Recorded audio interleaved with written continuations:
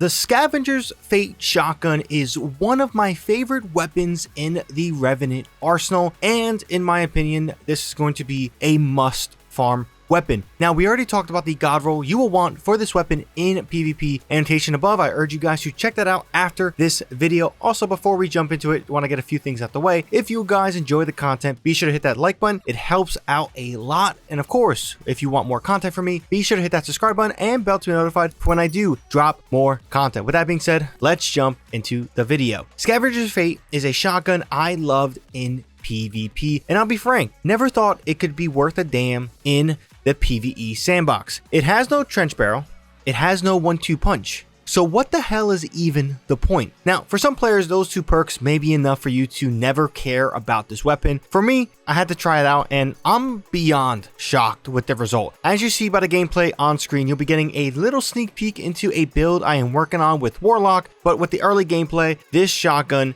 is wild. But it's important to mention, you must build into it. This won't be that bread and butter cracked out 1-2 punch shotgun, but it could be something else just as fun. That wasn't some sort of endorsement though to use this in a solo dungeon run. For that, just stick with your 1-2 punch whatever. But nonetheless, depending on the content, this is a great shotgun, especially if you guys get the God Roll. Now, this is a good time to transition to show you all the perks, and here on screen is all those perks. We will label it so you guys can follow, and of course, reading it from right to left. So all the way to the right will be the origin trait Dark Aether Reaper. This in general is much better in PvE than PvP. Obviously, depending on the weapon type will depend on how much value you have in this, and specifically, Dark Aether Reaper reads like this. Final blows with this weapon periodically spawn Dark Aether charges. Charges can be detonated early with weapon fire or by coming into contact with them. Doing so refills this magazine from reserves. And of course, since this is a Dark Aether Reaper weapon, this can overflow the magazine.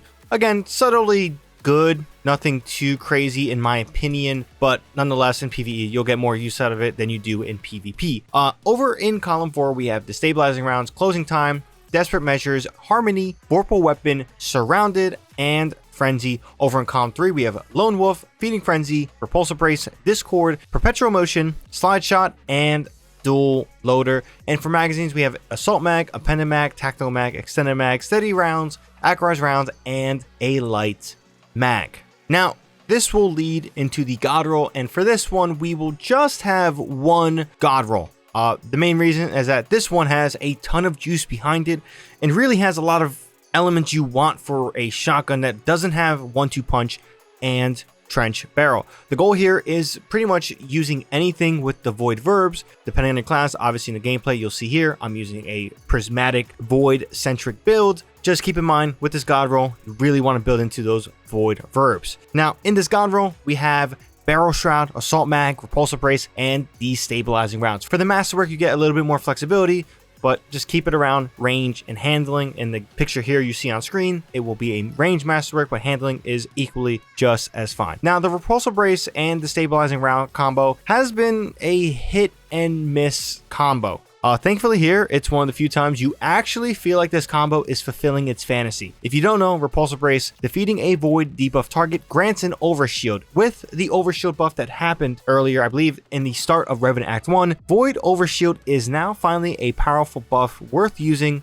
of course, depending on the content. This basically gives you a 50% damage buff, and pair that with destabilizer rounds. This is where this comes in. Final blows cause nearby targets to become volatile. This obviously is a void debuff, which feeds into repulsor brace. It's important to note that there is a 6.5 meter radius on who gets affected by that explosion, and a 3-second cooldown in between shots, or at least in between detonation explosions to trigger destabilizing rounds. Now, since this is a special ammo weapon, this won't be as noticeable when compared to a primary weapon, and you should see a lot of benefits in this style of combo. Now, with that being said, that's pretty much all I gotta say on Scavenger Fate in PvE. I was genuinely really shocked on how fun this was.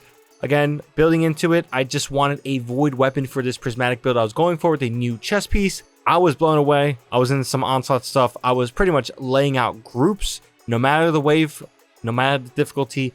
I've even took this into a few masters, having fun there. That 1-2 punch trench road combo not being there does suck, but I do think that there is a lot of juice here to fall in love with the shotgun and use it, especially with those void verbiages. But in general, leave your thoughts down below on this shotgun. Curious to hear what your thoughts on Scavenger's fate in PvE. If you guys enjoyed the video, of course, hit that like button, helps with the video a ton. And if you want more content from me, be sure to hit that subscribe button and bell to be notified when I do drop more content. With that being said, that's all I gotta say on this one. ShadowNinja here, and I'm out.